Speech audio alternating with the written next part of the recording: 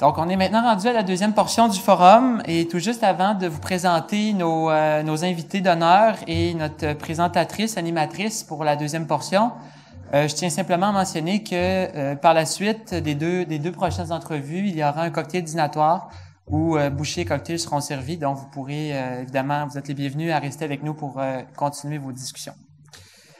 Donc, le deuxième panel sera dirigé, en fait, la deuxième portion, le troisième panel sera dirigé par Madame Nathalie Gagnon, qui est associée ici au cabinet et membre importante de l'équipe relève du cabinet, en plus d'être chef de l'équipe de droit des affaires. Avec nous, nous avons Madame Marie-Claude Boisvert et Messieurs Jean-Marc Dallaire et Luc Bertrand. Marie-Claude Boisvert est associée et chef de Sagard Placement Privé. Elle a lancé en 2021 la première femme, je dois le dire, ce fonds de private equity canadien d'une valeur de 400 millions, donc en 2021. La mission première de ce fonds est de devenir le partenaire de choix des entrepreneurs et dirigeants de PME canadiennes dans leur quête de devenir des leaders du marché. Avant de se joindre à Sagard, Marie-Claude était associée chez Clear Spring Capital Partners et associée chez Kilmer Capital Partners, où elle était responsable de tous les aspects de l'investissement ainsi que des activités de placement pour le Québec. Marie-Claude a aussi occupé les postes de chef des finances et de chef de l'exploitation intérimaire dans 2 sociétés de portefeuille détenues par des fonds de private equity. Elle a également travaillé dans les domaines des services bancaires d'investissement à Londres auprès de Goldman Sachs, ainsi que dans celui des financements des sociétés auprès de KPMG à Montréal. Jean-Marc Dallaire est président et chef de direction de Groupe Loutec, œuvrant principalement dans le domaine de la location de machinerie lourde et d'équipements pour le domaine de la construction. Jean-Marc œuvre dans le domaine de la location depuis plus de 15 ans. En 2007, il démarre Équipement Supérieur, une entreprise de location d'outils et d'équipements lourds sur la rive sud de Québec. Après avoir effectué quelques projets d'acquisition et avoir consolidé le marché de la location dans la région de Québec en 2017, il procède à la vente de son entreprise à Groupe Loutec et prend alors sous son aile les ventes et les opérations de l'entreprise à titre de vice-président. Il devient aussi par le fait même un actionnaire important de l'entreprise ainsi que membre de son conseil d'administration. Tout juste avant de passer, je reprends. En 2019, il est nommé au poste de président et chef de la direction. Entre 2019 et 2021, les acquisitions se succèdent et M. Dallaire met en place un modèle de développement des affaires unique qui génère alors une croissance de plus de 30% annuellement. En 2021, l'entreprise est vendue majoritairement à Sagard Placement Privé et à un groupe d'investisseurs. Il demeure président et chef de la direction et actionnaire de l'entreprise. Loutec conclut ce tour de force par l'acquisition en juin d'Accès Location Plus et en octobre de YEP Location d'équipement. Ces 2 dernières acquisitions positionnent alors Loutec comme le leader en location de machinerie lourde, d'équipements et d'outils spécialisés au Québec.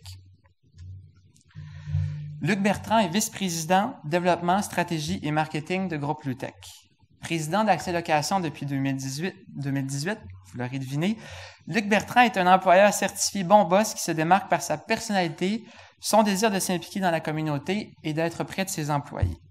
Ce dernier, a d'ailleurs été reconnu par la communauté d'affaires dans la région de la vallée du Richelieu à titre de leader inspirant pour son apport à titre de président de la Chambre de commerce et d'industrie de la vallée du Richelieu. Parmi les sociétés les mieux gérées au Canada, son entreprise a obtenu de nombreux prix, dont plus récemment celui de Maison de location de l'année 2021-2022, ainsi que deux nominations au Mercuriade 2022 pour son engagement dans la collectivité et son apport au développement économique et régional. En juin dernier, les actionnaires d'Accès Location Plus ont accepté une offre de Loutec de se joindre à l'entreprise. Luc participe donc dorénavant à la croissance de cette entreprise en occupant les fonctions de vice-président développement, stratégie et marketing chez Loutec. Et simplement, avant de laisser la parole à Nathalie, pour faire un petit clin d'œil, comme l'a mentionné tout à l'heure notre ami Mario, Marie-Claude est également cofondatrice de Elle Invest, démarrée par le réseau Capital, et également membre du conseil d'administration depuis ses tout débuts de la fondation Lise Wattier. Donc je tenais également à le mentionner. Donc Nathalie, sans plus tarder, la parole est à toi. Merci Jean-Christophe. Puis, puisqu'on parle de relève, je vais me permettre un petit moment de fierté. J'ai déjà fait partie de la première cohorte de relève de BCF, mais si vous voyez le caractère sur ma feuille, vous constatez que ça fait un moment déjà. Mais c'est avec beaucoup de fierté que je vois Jean-Christophe aller dans ta présentation ce matin. Tu nous fais un maître de cérémonie hors pair. Merci, puis bravo.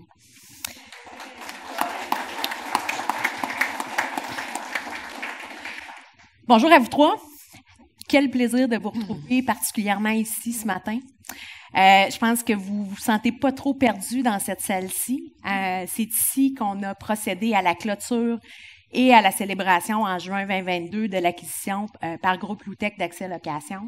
Donc, vous avez eu des rôles pas mal clés tous les trois dans cette transaction-là. Alors, avant qu'on commence dans des questions plus précises, je vous demanderai un peu, c'est quoi le mot-clé, le moment ou la phrase qui, selon vous, définit cette transaction-là? Puis je pense que Jean-Marc, on a déterminé qu'on commençait par toi là-dessus. Pas de problème. Merci Nathalie. Je dirais la création d'un véritable leader québécois en location, en ce moment de la transaction. Leader québécois. Marie-Claude. Bien, le moment ou le mot-clé, c'est étonnamment management presentation, parce que normalement, on va à ces meetings-là, puis une fois sur deux, il ne se passe pas grand-chose. Mais cette fois-là, j'ai vu deux compétiteurs rentrer dans un meeting, chacun dans vos positions, et à la fin du meeting, j'ai vu une étoile, j'ai vu le spark, wow, on pourrait faire quelque chose de vraiment pas pire ensemble. Et donc, est sorti de ce meeting-là les débuts là, de ce qu'allait être une très belle alliance. Luc. De mon côté, moi, c'est l'équipe. Fait que c'est probablement ce qui était le plus important d'être maintenant en équipe avec Sagard et Loutec, de ne faire qu'un. Ensemble, comme on dit, il y a un dicton qui dit seul tu vas plus vite, puis ensemble tu vas plus loin. Fait que c'est ce qu'on vit aujourd'hui, puis c'est vraiment très plaisant. Merci. Moi, je vais vous dire Momentum, parce que c'était le nom de projet. Là, je pense que tout le monde dans la salle sait que ces acquisitions-là portent un nom de projet. Celui-là, en particulier, portait le nom Momentum. Puis, je te posais la question tantôt, Luc, parce que j'avais pas fouillé dans mes dossiers pour dire quand est-ce qu'on s'est connus. En février-mars, début mars l'année passée, on a fait connaissance. Puis, on a parti ce processus-là avec vous autres, puis juin, la transaction a été faite. Fait qu'il y a quand même pas manqué de Momentum.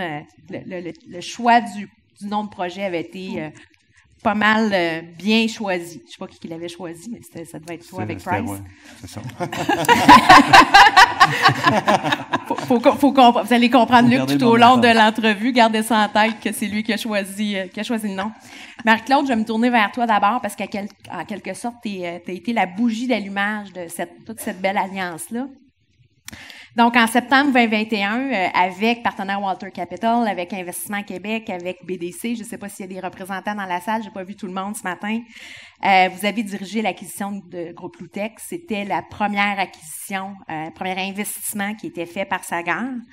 Et graduellement, à l'automne 2022, vous avez pu confirmer, avec de l'avance, que vous aviez atteint votre objectif d'accumuler 400 millions, pas 400 000, 400 millions de fonds commis pour la transaction. À ce moment-là, je vais me permettre de citer le président directeur général de Sagard, Paul Desmarais-III, qui disait « L'annonce d'aujourd'hui témoigne du talent et de l'expertise de Marie-Claude Boisvert et de l'équipe qu'elle a bâtie avec Patrick Daigneault. Nous sommes très fiers de son leadership et reconnaissants du soutien que nous avons reçu de nos investisseurs. » Comme j'ai eu l'occasion de te croiser quelques fois, j'ai aucun doute que le leadership faisait partie des facteurs clés. Mais outre que ça, selon toi, qu'est-ce qui a réussi à convaincre vos investisseurs que, dans le fond, votre plateforme puis votre façon de faire avait vraiment sa place dans le marché des investisseurs? Merci. Honnêtement, c'est la première fois que je me fais poser ça. Puis, je pense qu'il y a plusieurs volets. C'est, un, il y avait une opportunité de marché. Deux, l'équipe faisait sa place. Notre thèse investissement aussi était bien alignée avec notre track record. Et puis, l'apport de Sagard. Donc, l'opportunité de marché, si on regarde le marché du private equity canadien, là, des fonds qui lèvent de l'argent, il y a presque plus de fonds entre 300 et 600 millions. Ceux qui étaient dans ce segment-là ont maintenant levé des fonds de 1 milliard, 1,4, 1,7. Et donc, ça laisse une belle opportunité de marché pour les fonds comme nous qui veulent investir dans des business de 10 à 30 millions d'EBITDA. L'opportunité de marché était là et il y a quelques fonds dans ce segment-là, surtout en Ontario. Il y a plein de superbes fonds aussi qui sont plus petits que quand eux viennent au marché, deviennent des belles opportunités pour nous. Et puis nous, quand on veut aussi aller au marché avec nos compagnies, il y a de très grands fonds, de grande qualité aussi. Mais il y a aussi le fait que nous, on fait et du minoritaire actif et du contrôle. Donc ça, c'était une autre façon de se démarquer. Et donc, comme il y avait une opportunité de marché, on se faisait toujours dire par les aviseurs à qui on a parlé, quand une business de 10 à 30 millions vient au marché, il y en a presque plus des comme vous, donc on se tourne vers les États-Unis, puis tu sais, ça, c'est bien correct. Mais généralement, des bâtisseurs, des entrepreneurs, des management teams de compagnies canadiennes préfèrent un partenaire canadien du Québec, surtout avec un écosystème comme Sagard. Fait que ça, l'opportunité de marché était claire. Nous, on a été appuyés parce que on a bâti une équipe d'expérience. Déjà, Patrick et moi, on a plus de 35 ans en mid-market ou en private equity et on se complémente bien. Tu sais, moi, j'ai passé plus de 20 des 25 dernières années juste en mid-market au Canada. Et puis, j'ai été CFO, CEO de 2 compagnies détenues par des pays. Puis Patrick, lui, il a travaillé chez PSP pendant 5 ans. Il a travaillé avec tous les meilleurs GP du monde. Fait que lui, il a vu à grande échelle qui source bien, qui a une belle culture, qui fait de la bonne gestion de portefeuille. Fait que nous, on a amené ça ensemble, puis on a investi dans les secteurs qu'on a bien faits. Donc ça, c'est les services, pensez business services, manufacturing, puis financial services. Donc, on continue de faire ce qu'on a bien fait avant. Et puis surtout, on est augmenté par Sagard. Donc oui, on est un fonds de 400 milliards, mais on a les ressources d'un joueur de 14 milliards. Et donc, du côté aussi pratique, c'est que Patrick et moi, on n'a pas besoin de s'occuper de tout ce qui est administratif, dans le sens, il y a une équipe de légal, une équipe d'HR, une équipe de investor relations. Donc, nous, on s'est concentré à lever notre fonds, bâtir notre équipe, bâtir notre pipeline, puis passer notre temps dans nos compagnies en portefeuille. Fait que ça, c'est d'un point de vue bien pratique. Mais l'autre, c'est on offre à nos compagnies en portefeuille tout le réseau de Sagard. Donc ça commence par l'immense network de Paul III, qui est très dynamique, très accessible, en 48 heures, normalement, on est capable d'accéder aux bonnes personnes. On a aussi 11 autres fonds, dont plusieurs se focus sur le mid-market, dont deux fonds en France, qui font comme nous, mais en France. Puis il y a des fonds de dette en mid-market en Amérique du Nord. Et donc ça nous apporte un autre réseau. Très, très utile. On se parle 2 fois par semaine pour être sûr que le réseau reste en vie puis dynamique. Et puis, on a une équipe de création de valeur que des fonds de 400 millions n'ont pas d'habitude. Donc, nous, une expertise en digitalisation qui nous avait aidé en due diligence et puis post-closing, cette personne-là est excellente. Elle est disponible, elle est gratuite, c'est sûr. Cybersécurité, c'est la même chose. Post-merger integration, donc c'est quelqu'un qui peut aller aider quand c'est le temps, puis ressortir après. On offre ça aussi. Donc, ça, c'est pourquoi je pense qu'on a réussi à convaincre des investisseurs canadiens qu'on a la moitié du Québec, la moitié à l'extérieur du Québec. Fait que vous avez misé sur vos forces respectives, plus vous êtes dit on va amplifier puis on va profiter du réseau Sagard. Oui, dans un marché qui était ouvert à ça, là. Parfait. Je vais sortir du texte. Ah.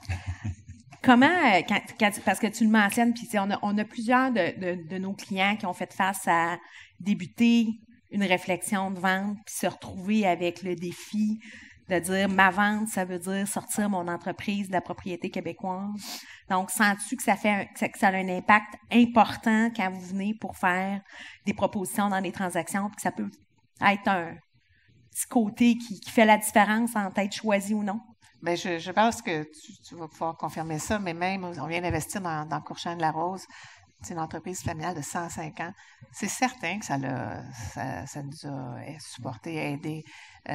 C'est pas juste qu'on est physiquement ici. Je pense que c'est tout notre historique, notre réputation. On a des gens avec qui on a travaillé ici qui peuvent bien expliquer comment on travaille. Je pense que c'est une fierté mutuelle. Et puis, c'est ça qu'on aime dire, nous, on veut bâtir des champions canadiens. Puis, on permet aux compagnies de rester ici plus longtemps. Donc, Luc, je vais quasiment me permettre de te demander si, pour toi, ça a fait une différence pour choisir l'opportunité Loutec.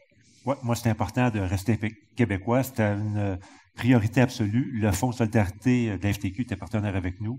Eux également, c'était une priorité. C'était pas obligatoire, mais c'était une priorité. Puis on est très, très fiers aujourd'hui d'être avec Sagard, puis d'être avec Tech, que ce soit demeuré québécois, parce qu'on avait quand même beaucoup de demandes des États-Unis et de l'Europe. Fait que c'était une belle... très, très fier. Parce que je me souviens, un soir, on avait un CA qui a terminé... il a commencé à 5 heures, il a fini à 10 heures le soir, et on n'a pas pris de vote. Puis quand je suis parti du bureau, je regardais ma pancarte, je disais, ah non, ça se peut pas.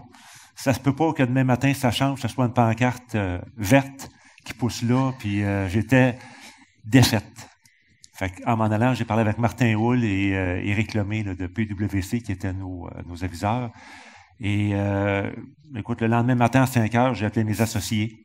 On parle de momentum, Ouais. 10 heures, 5 heures. C'est ça. Fait que, et à 10 heures, 10 heures le matin, on a fait un autre CA qui a duré 15 minutes et on a décidé qu'on allait avec l'UTEC ce matin-là. C'était plus important de demeurer québécois et on avait confiance aussi au plan de match de l'UTEC. Puis aujourd'hui, je le vois de l'intérieur, puis on s'était pas trompé, on avait vraiment raison. C'est une belle entreprise que vous avez créée, puis on est heureux là, d'y prendre part. En fait, je pense qu'au début, dans la première question, probablement que même si on avait réfléchi plus amplement sur les moments, toi, ça a été un grand moment.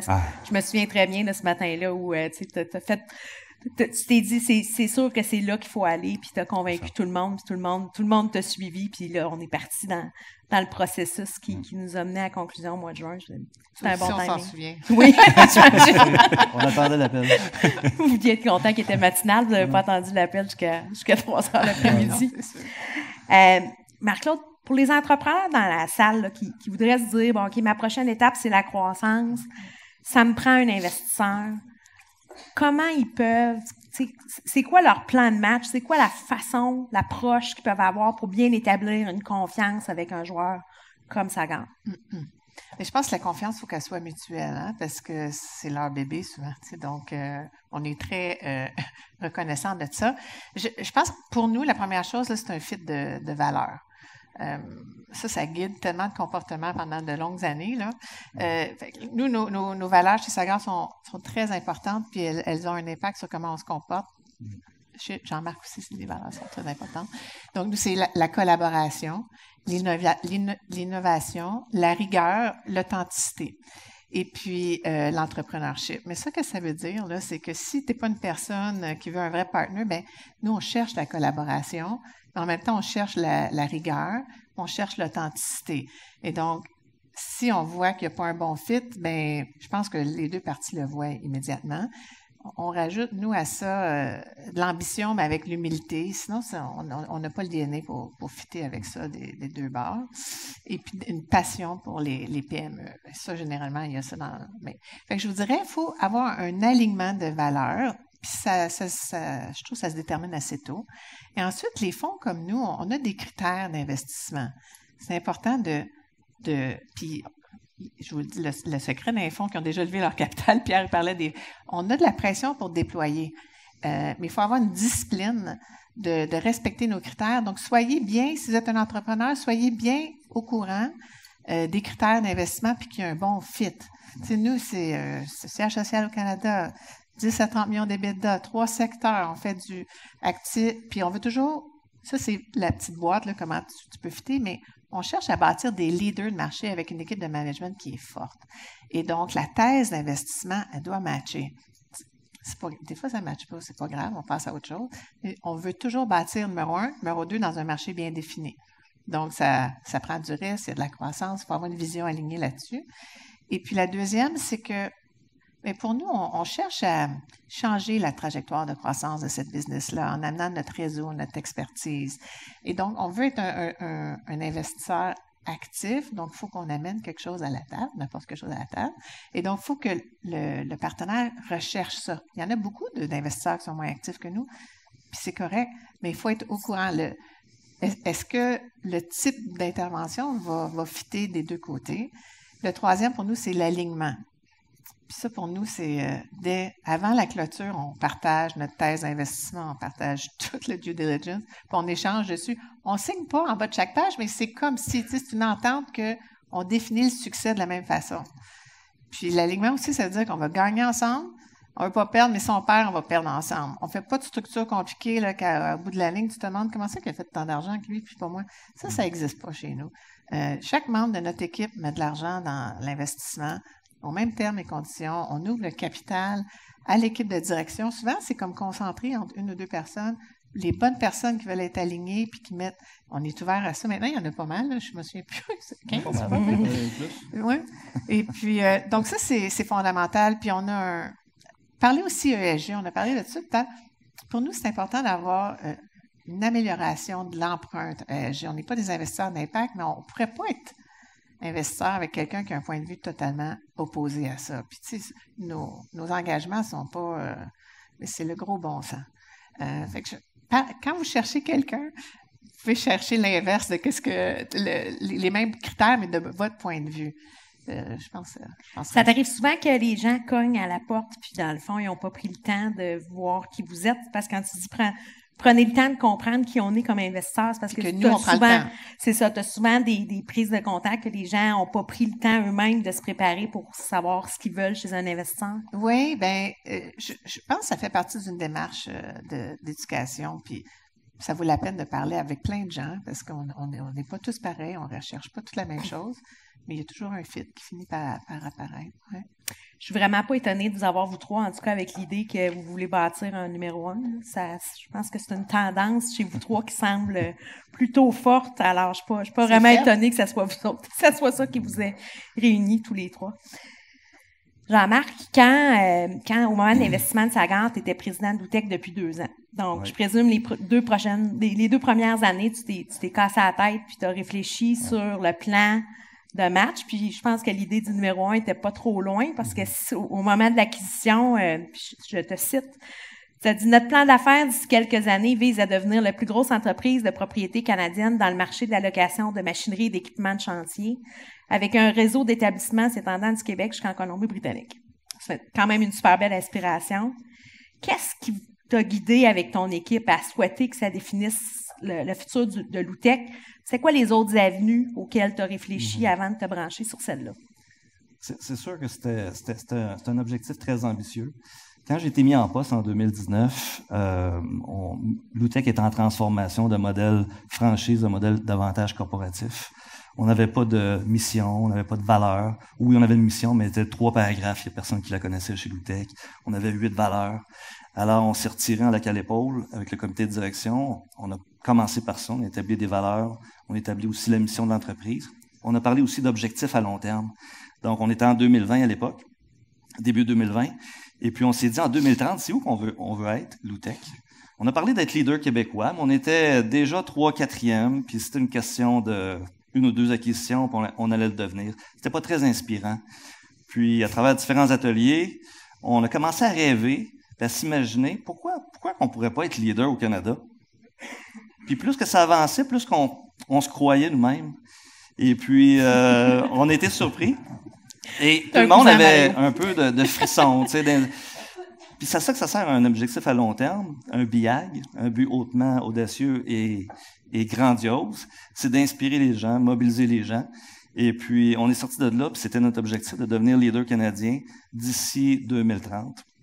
Et puis, de ça est découlé nos piliers de croissance. Premier pilier de croissance, développer notre force de vente. C'était notre force chez l'OUTEC d'avoir la meilleure équipe des ventes. Donc, bien les rémunérer, bien les outiller, pour qu'ils soient heureux chez l'OUTEC. Deuxième pilier de croissance, avoir des places d'affaires où nos clients sont. Donc, on était absent dans plusieurs régions du Québec. Troisième pilier de croissance, excellence opérationnelle, amélioration continue. Donc, d'aller chercher davantage de nos actifs, pas en travaillant plus fort, mais plus intelligemment. La digitalisation de l'organisation aussi. Donc, on voulait pas investir dans la technologie pour investir dans la technologie, ça peut être un trou sans fond, mais de bien choisir les technologies pour rendre nos gens sur le plancher meilleurs, puis aussi rendre nos clients meilleurs. Si on rend nos gens meilleurs sur le plancher, ils vont sentir en bon québécois qu'ils scorent quand ils arrivent à la maison. Et puis nos clients aussi, on va les fidéliser avec la technologie. Et c'est pour ça qu'on est allé chercher une chef de technologie pour nous aider à faire la sélection des bonnes technologies parce qu'on peut s'y perdre là-dedans. Puis le 5e pilier de croissance, Le plus important, on ne l'a pas quantifié parce que c'est impossible de quantifier dans un plan d'affaires des acquisitions. On ne sait jamais quand est-ce que la cible va être disponible. C'est les acquisitions. Donc, on en avait fait beaucoup dans le passé. Et puis, on le savait que pour devenir leader canadien, il faut que ça passe par des acquisitions. Et on n'est pas si loin que ça. On a peut-être à 1 ou 2 acquisitions majeures et bang, on est rendu leader canadien. Donc, la stratégie d'acquisition, la stratégie de vente, j'ai l'impression que tu n'as pas mis trop de temps là-dedans. Non. la stratégie d'acquisition, c'était clé pour vous. Ça continue dans le passé, ça continue. Donc, quand vous avez eu ce fameux meeting-là avec Marie-Claude, puis Patrick, puis l'équipe pour faire le tour, je présume que t'étais pas trop loin de ta réflexion de la Calépaule, puis où Sagard voulait aller, je présume. Ben, tout à fait. On avait un alignement. J'ai jamais senti de pression, par contre, je dois le dire, là, de Sagard. C'est nous qui avons présenté les piliers de croissance. C'est ce qu'on a présenté à Sagard. Notre vision de devenir un leader canadien, c'est nous qui l'avons présenté à Sagard. Et eux, depuis le début, ça fait 1 an et demi presque, on suit ça. 2 ans bientôt. Hein. Ça fait bientôt 2 ans. On suit notre thèse, en fait, de Loutec, qui est de devenir le leader canadien, puis on a nos piliers de croissance. Puis à chaque fois qu'on regarde des opportunités, ben on s'assure que ça coche un des piliers de croissance. Ça te parlait, Luc, quand tu as commencé tes discussions avec Loutec, ce plan de match-là, ça te parlait? Ben oui, parce que nous autres, Action, on était unique propriétaire avec le fonds et des investisseurs privés. On n'a pas les moyens de faire des acquisitions. C'était des plus petites acquisitions qu'on était en train de faire. On a parti des business de 0 construction, puis ouvrir, c'est beaucoup plus long. C'est beaucoup plus long pour aller chercher du baillage sur une valorisation. Fait qu'avec Loutec, c'était vraiment le plan de match. Puis ça m'allumait beaucoup, le transactionnel, d'aller chercher d'autres personnes, d'autres connaissances, d'autres cerveaux. Ça, j'avais beaucoup de plaisir avec ça. Premier choix d'acquisition, qu'est-ce qui était derrière ça, de choisir Accès Location? Premièrement, il était sur le marché. Okay, donc, Réponse l'opportunité d'arriver sur le bureau. Transparente. mais nous, quand on regarde des acquisitions, on regarde 3 choses principalement. L'emplacement. Est-ce que l'emplacement est dans un territoire où on n'est pas présent, que nos clients le sont? Il y a aussi l'emplacement physique, donc le bon zonage. Les villes, c'est surprenant, mais ils veulent pas de centre de location. Tu sais, c'est pas très sexy d'avoir ça sur la main d'une ville, d'avoir des machines, puis c'est de l'huile, c'est l'environnement, etc. Donc, c'est difficile d'avoir des emplacements physiques avec le terrain puis la bâtisse où on a le bon zonage, puis de la visibilité. En cas d'accès, on avait réglait une bonne partie de notre... Premièrement, on aimait beaucoup l'emplacement de Belleuil, à grande visibilité, le terrain, l'emplacement. Puis avec les travaux dans le tunnel, pour nous, la Rive-Sud était stratégique. Donc, c'est d'être en mesure de bien servir nos clients sur la Rive-Sud avec ce qui s'en va dans le tunnel. C'était stratégique. Deuxième chose qu'on regarde, c'est des parts de marché. Donc, Luc et Accès Location étaient très, très présents à Montréal. Nous, on essayait de développer depuis quelques années. On avait des petites parts de marché. Les machines d'Accès Location étaient partout. Alors, le marché de Montréal nous intéressait. Et puis aussi, en même temps, on veut empêcher, si Accès était sur le marché, on veut empêcher potentiellement un compétiteur aussi de gagner des parts de marché. On voulait pas que ça soit vert. On voulait pas que ça soit vert. Puis, le troisième point qui est le plus important pour nous, c'est les gens. Donc, nous, c'est facile d'acheter pour 50 millions d'équipements. On fait un bon commande, puis les équipements rentrent, puis on les loue. Et qu'est-ce qui est plus difficile? C'est d'aller chercher l'équipe des ventes, c'est d'aller chercher l'équipe des opérations, les mécaniciens, Puis Luc avait une excellente équipe, a monté vraiment une belle entreprise avec une excellente équipe. Et aujourd'hui, d'Accès Location, il y a beaucoup de gens de Accès occupent aujourd'hui des postes stratégiques chez Loutec. Puis on voit déjà une amélioration. Au niveau des opérations, il y a un impact. Donc, on va chercher des ressources clés. Évidemment, on s'assure de les retenir. Merci. Luc, tu étais à bord d'Accès Location pendant 16 ans, donc 4 ans comme président. Tu as été presque tout au long de l'entreprise Accès Location dans l'équipe. En 2018, vous aviez mis en place un plan d'expansion, puis ça amène justement à 3 super beaux emplacements, 70 employés qui avaient de l'impact chez vous, puis beaucoup de place, un déploiement pas mal enviable dans le marché. Qu'est-ce qui t'a amené avec tes actionnaires à faire le choix d'aller au marché puis de vendre l'entreprise? le timing était là, le momentum était là. On avait passé une période de COVID qui était, les premiers mois avaient été très, très difficiles parce qu'à un moment donné, plus personne ne faisait rien, tout le monde avait peur, tout le monde pensait que l'immobilier était pour cracher puis qu'il ne se passerait plus rien. Puis ça a fait le contraire. Fait que ça a vraiment levé d'une manière assez incroyable. Et on a profité de la valorisation qu'on pouvait avoir là, pour aller au marché. Moi, malheureusement, j'ai pas de relève, j'ai pas d'enfants, fait que j'avais rentré 3 associés dans l'entreprise. Puis en discutant avec eux autres, à un moment donné, le timing était quand même là pour eux autres aussi. Ils étaient à l'aise de pouvoir faire la transaction. Fait que, je te rappelle que même si tu n'as pas d'enfant, tu as promis à un des membres de l'équipe que s'il appelait son fils ou sa fille, pour ceux qui le connaissent, Olivier dans l'équipe va avoir un enfant. Puis Luc, il a promis que si il appelait Luce ou Luce, il devenait parrain puis il achetait une auto à 18 ans. Fait que Olivier sur le plan de match. Dans les soupers de closing, des fois, on promet des choses. Sans boisson en plus.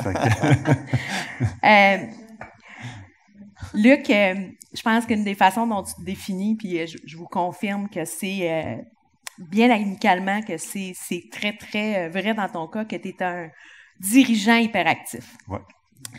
Donc, passer de ton passage de rôle de président de façon très active au quotidien, puis de passer dans un groupe, c'est une grosse adaptation comme processus personnel, je pense.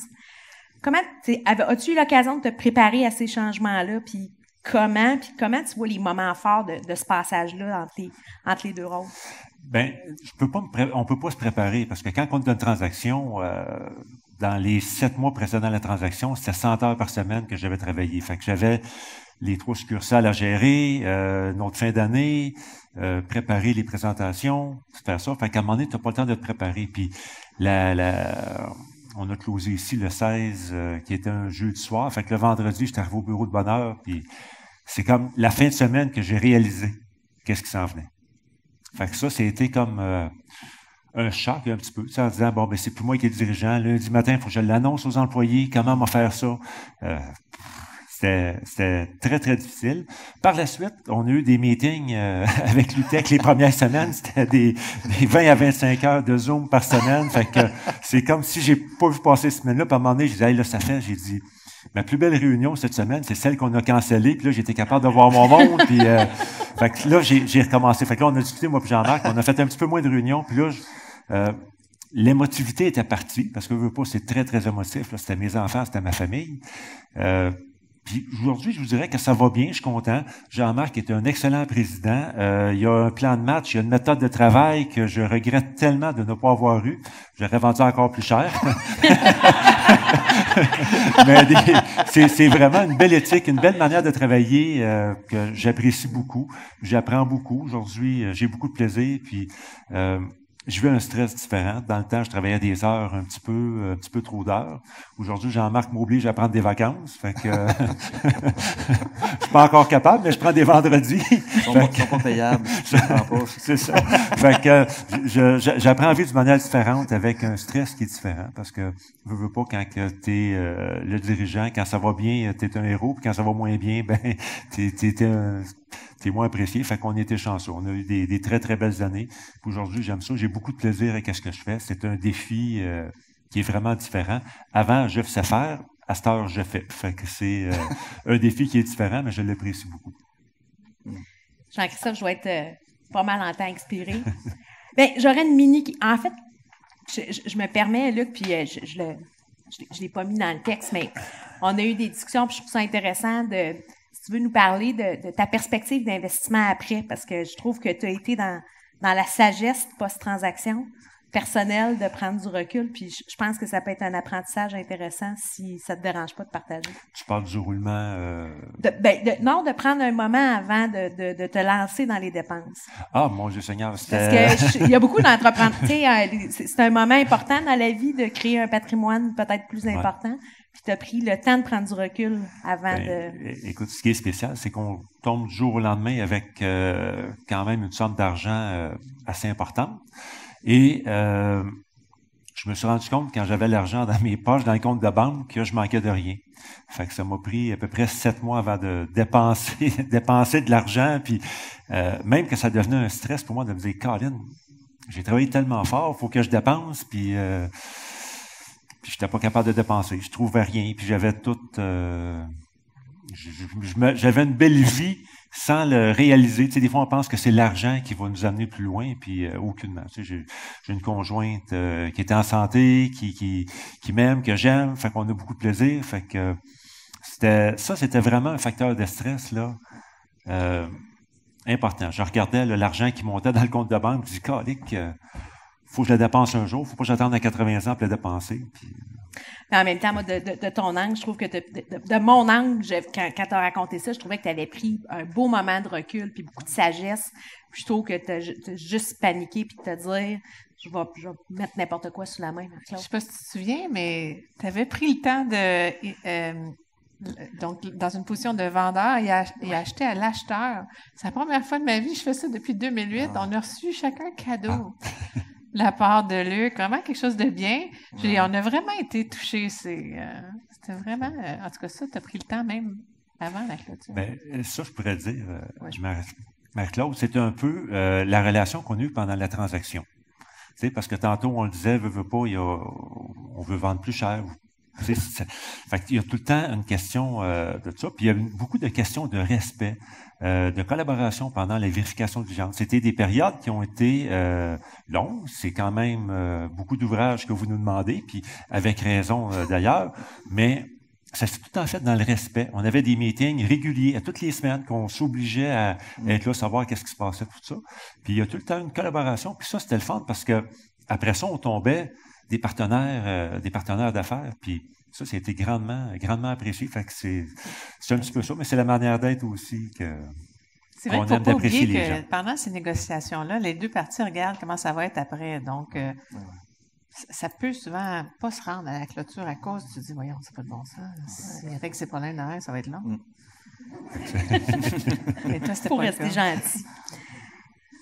Stop. Je vois une main levée derrière. Oui.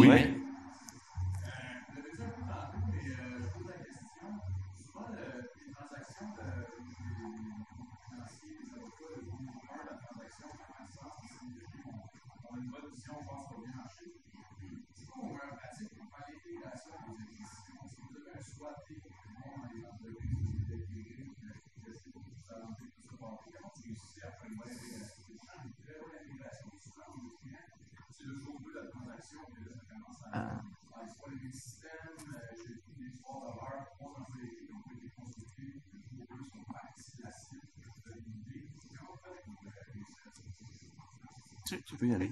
Je vais aller jusqu'à la clôture. Toi, tu fais Parfait. Bien, honnêtement, pour nous, c'est l'importance de partager le data de diligence puis de partager la thèse. Puis, tu sais, le sommaire de la thèse, il y a une page, mais il y a bien du stock là-dedans. Puis, c'est de prendre le temps de passer au travers parce que ça définit c'est quoi le succès ensemble, ça définit le chemin pour se rendre là, puis surtout qu'est-ce qu'on veut pas faire.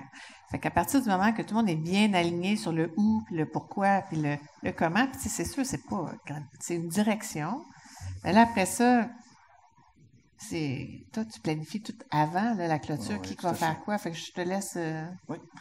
Chez Loutec, on a fait plusieurs acquisitions. Donc, on a un SWAT team à l'interne. On n'a pas le choix d'avoir des personnes dédiées pour prévoir ce qui va se passer jour 1. Puis, jour 1, 30 jours, 90 jours. Donc, on adresse tous les sujets, que ce soit les systèmes informatiques, mais ce qui est plus important, on identifie les risques. Puis le risque dans une transaction avec, par exemple, Accès, c'était les gens. Je l'ai mentionné, c'est ce qui est plus important, la rétention des gens. Donc, on s'assure, on passe tous les individus. Quels sont les individus dans le groupe qui sont, eux autres, là, faut pas que tu les perdes. Donc, on regarde ces cas-là, c'est tous des dossiers différents. Et puis, on s'assure qu'à la transaction, ces personnes-là sont rencontrées. OK? Puis, le contrat de travail est déjà présenté, tout est prêt pour s'assurer de la rétention de ces gens-là. Mais vraiment, on a des gens dédiés avec un échéancier, avec un to-do. C'est un fichier Excel de peut-être 1000 lignes. Puis vraiment, on a une recette. Puis il faut le dire aussi, Sagard nous a aidés aussi. Ils ont des ressources à l'interne dans leur écosystème qui nous ont aussi accompagnés là-dedans.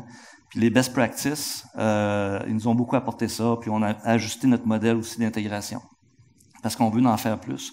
Donc, il y a toujours des choses à apprendre en passant. Il n'y a jamais une intégration qui se passe parfaitement. À chaque intégration, acquisition, on fait un post-mortem, puis on voit qu'est-ce qui a bien été, qu'est-ce qui a moins bien été, puis on essaie de s'améliorer pour la prochaine. J'ai une grande transparence aussi sur la technologie. Tu mentionnais ça.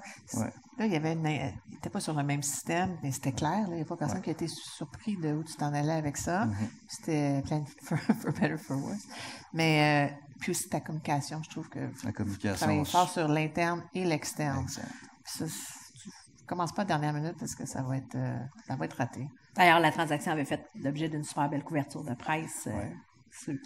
C'était pas difficile de prendre des notes pour préparer le panel à cause de ça. Il ne faut pas oublier les clients aussi. Oui, c'est sûr. La clientèle. Donc, accès, la marque, qu'est-ce qu'on fait avec les deux marques? Alors, il faut le savoir avant la transaction. Où est-ce qu'on s'en va avec ça? Pour bien informer et nos employés à l'interne et aussi notre clientèle, nos partenaires. Qu'est-ce qui va arriver avec la marque d'accès? C'est-tu Loutec? C'est-tu Accès? C'est-tu Loutec Accès? Donc, tout ça, il faut déterminer ça d'avance. Luc, de ton point de vue? Bien, Accès, sa dernière journée aujourd'hui, c'est ce soir qu'on fait l'intégration, la fin du mois. Fait que ce soir qu'on tombe sur le système Win de Loutec. Fait que, il y a un appel de conférence de suivi dans 30 jours. Fait que mais tout ça pour l'intégration, moi je l'ai vécu de l'intérieur parce que c'est nous qui nous sommes fait intégrer.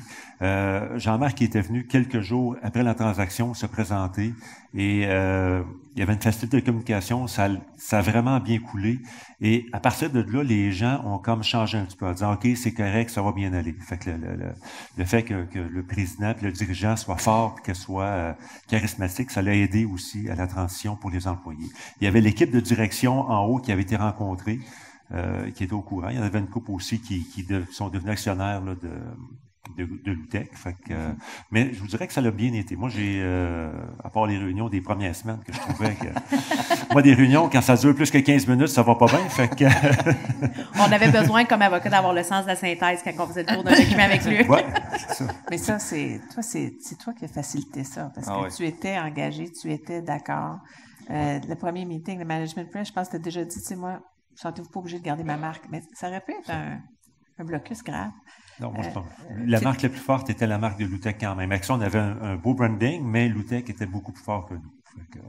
En parlant de ressources, Luc, il fallait qu'il reste. C'était une condition au closing. Donc, pour nous, Luc était très connu dans le domaine, très connu de la clientèle aussi. Fait qu'on voulait s'assurer de sa rétention à long terme. Fait qu'on est bien contents. Merci. Et merci beaucoup à vous quatre. Je pense que c'était vraiment... C'était une autre question. Oui. Question concernant le long terme actionnaire c'est exemple, si je suis propriétaire d'une petite entreprise, parler de petite capitalisation, puis 1 million et plus de valeur. Exemple, si je crois par acquisition avec des entreprises avec, exemple, 150, 200 000 de valeur, quel genre de partenaire que je dois approcher? Le fonds de solidarité. le fonds, là, le fonds, quand il est arrivé chez Accès Location, ça a fait partie du changement positif d'Accès. Ils nous ont aidés dans la gouvernance de mettre un conseil d'administration en place. Tantôt, tu disais que c'était pas tout le temps le fun. Écoute, les premiers CA, ça me prenait 30 à 40 heures de préparation pour être sûr que tout aille bien, puis au fur et à mesure. Mais par contre, ils ont mis une gouvernance, ils nous ont aidés. C'était vraiment des partenaires de choix qu'on a. On était vraiment très choyeux. C'est ce qui a fait aussi qu'on a réussi bien. Puis qu'on a réussi également le deuxième transfert en 2018. C'est grâce au fonds. Parce que quand on est rentré à la Banque nationale en disant on achète le fondateur d'Accès. Il y a des gens de la Banque nationale dans ça. Il n'y a pas personne de la Banque nationale? Il y a des gens. Il y a des gens. Fait que, mais quand on est arrivé à la Banque nationale avec le fonds qui était à nos côtés, ça a été très, très, très facile. Fait que c'est pour ça que c'est important d'avoir les bons partenaires. Tu sais, on parlait tantôt de partenaires. Nathalie était dans l'équipe. C'est une équipe de feu. Là. Tu sais, quand on a négocié là, PwC, là, Martin Hull et Éric Lemay, Nathalie, c'était vraiment, là, on se parlait, écoute, à toute heure du jour et de la nuit. dans la toute fin. Là, c'était vraiment incroyable. Puis c'était ça. Tu sais, au début, quand je dis équipe, on a fait une belle équipe avec Loutec, mais pendant la transaction, on avait une équipe aussi incroyable. Puis c'est ce qui fait demander tous les petits gestes, le fonds qui est rentré, groupement des chefs d'entreprise, des sociétés, les MUGRA, demander, ça nous apprend à se connaître mieux, à devenir meilleurs à tous les jours. Puis on n'était jamais assez bon. On n'était jamais satisfait de ce qu'on avait, un petit peu comme Jean-Marc l'a dit aussi souvent, on n'est jamais rendu où ce qu'on veut être.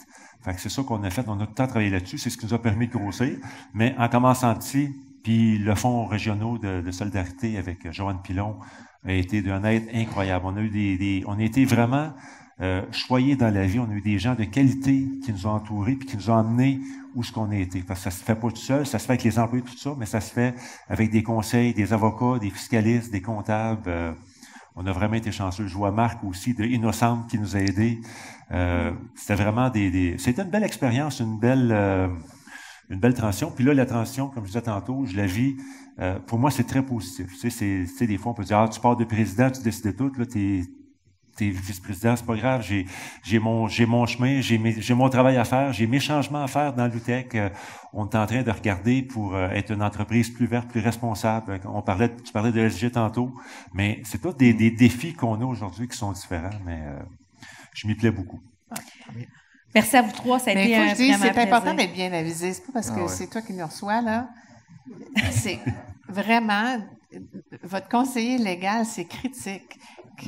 Qui travaille à vous aider à la bonne place, puis que ça soit pas en adversaire, ça mène nulle part, ça. Tu sais, donc, ça fait plusieurs fois que tu es toujours de l'autre côté, d'ailleurs. Oui, on travaille jamais ensemble, mais chacun de notre côté de la table. Faut changer ça, Marie-Claude. Mais c'est vous qui arrivez au marché en premier avec vos avocats. Non, mais c'est important de s'assurer que tout le monde travaille dans la même direction parce que, tu sais, acheteur-vendeur, on est très émotif, il y a beaucoup de risques. Donc, tu sais, s'il y a quelqu'un qui met le feu à mauvaise place pour une tactique qui vaut pas la peine, vous faites pas ça, mais choisissez bien vos aviseurs parce que ça peut vraiment nuire. Merci à nouveau, ça a été fantastique. Je pense que les quatre, on pourrait jaser de la transaction toute la journée. Ça a fait partie de notre année. Ça a été un marqueur important de notre année 2022. Félicitations encore, puis bonne chance avec le projet pour la suite. Merci.